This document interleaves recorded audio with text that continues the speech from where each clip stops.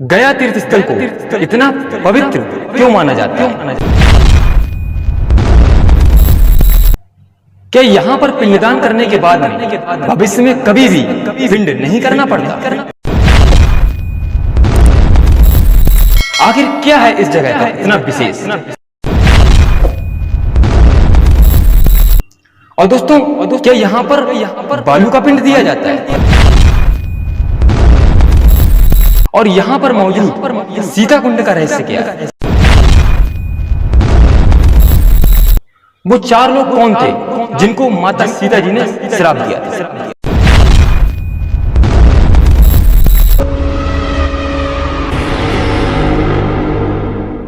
नमस्कार दोस्तों, ज्ञान की चर्चा में एक बार फिर आप सभी का स्वागत है। मैं कुलदीप सक्सेना आज फिर आप लोगों के सम्मुख एक नई वीडियो के साथ। दोस्तों, जैसा कि हम सभी लोग जानते हैं कि इस समय पितृपक्ष चल रहे हैं और पितृपक्ष में हम सभी लोग अपने पूर्वजों को पिंडदान या फिर श्राद्ध करते हैं।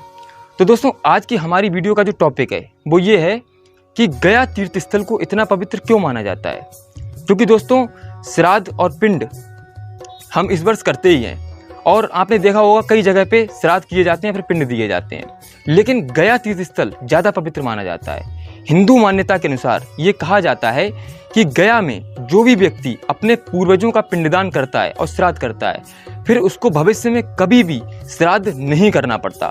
तो दोस्तों, आखिर गया में ऐसा क्या है जिसकी वजह से पिंडदान करने के बाद हमें भविष्य में कभी भी पिंड नहीं करना पड़ता? और दोस्तों, यहाँ पर मौजूद सीता कुंड का रहस्य क्या है? आखिर क्या वजह है और वो चार लोग कौन थे जिनको माता सीता जी ने श्राप दिया था? और दोस्तों, यहाँ पर बालू का पिंड क्यों दिया जाता है, अर्थात रेत का पिंड यहाँ पर क्यों दिया जाता है? तो दोस्तों, आप लोग वीडियो में बने रहिए, आइए जानते हैं। दोस्तों, सनातन धर्म में ये मान्यता है कि गया में श्राद्ध करवाने से व्यक्ति की आत्मा को निश्चित तौर पर शांति मिलती है। इसलिए ही इस तीर्थ को बहुत श्रद्धा और विश्वास के साथ गया जी कहा जाता है। हिंदू धर्म में मृत व्यक्ति की आत्मा की शांति के लिए पिंडदान किया जाता है।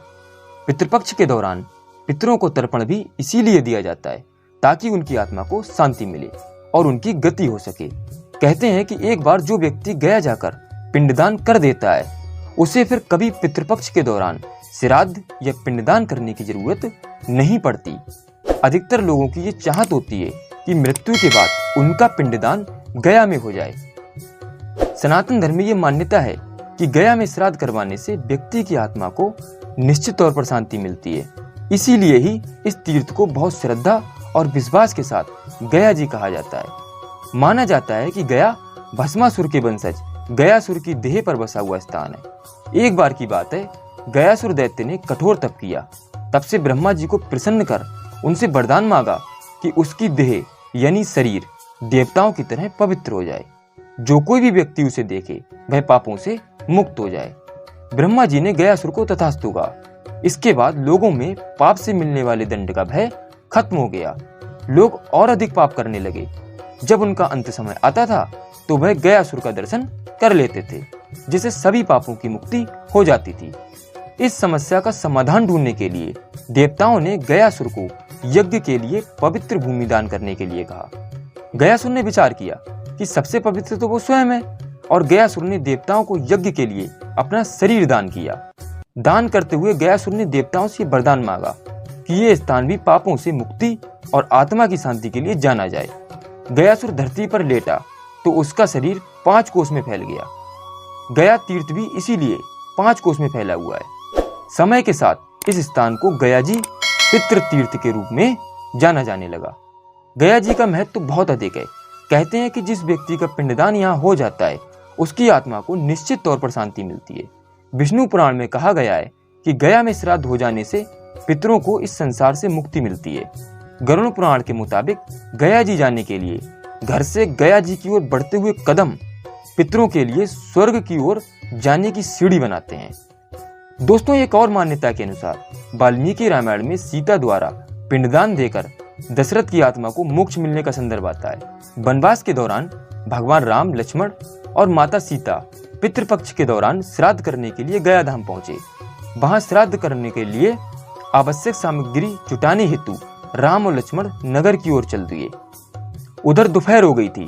पिंडदान का समय निकलता जा रहा था और सीता जी की व्यग्रता बढ़ती जा रही थी। तभी दशरथ की आत्मा ने पिंडदान की मांग कर दी। गया जी के आगे फल्गु नदी पर अकेली सीता जी असमंजस में पड़ गईं। उन्होंने फल्गु नदी के साथ बटवृक्ष, केतकी के फूल और गाय को साक्षी मानकर बालू का पिंड बनाकर स्वर्गीय राजा दशरथ के निमित्त पिंडदान दे दिया। थोड़ी देर में भगवान राम और लक्ष्मण लौटे तो उन्होंने कहा कि समय निकल जाने के कारण मैंने स्वयं पिंडदान कर दिया। बिना सामग्री के पिंडदान कैसे हो सकता है? इसके लिए राम ने सीता जी से प्रमाण मांगा।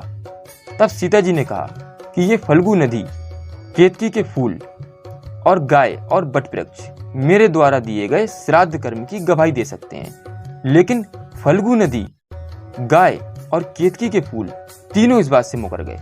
सिर्फ बटवृक्ष ने सही बात कही। तब सीता जी ने दशरथ का ध्यान करके उनसे ही गवाही देने की प्रार्थना की।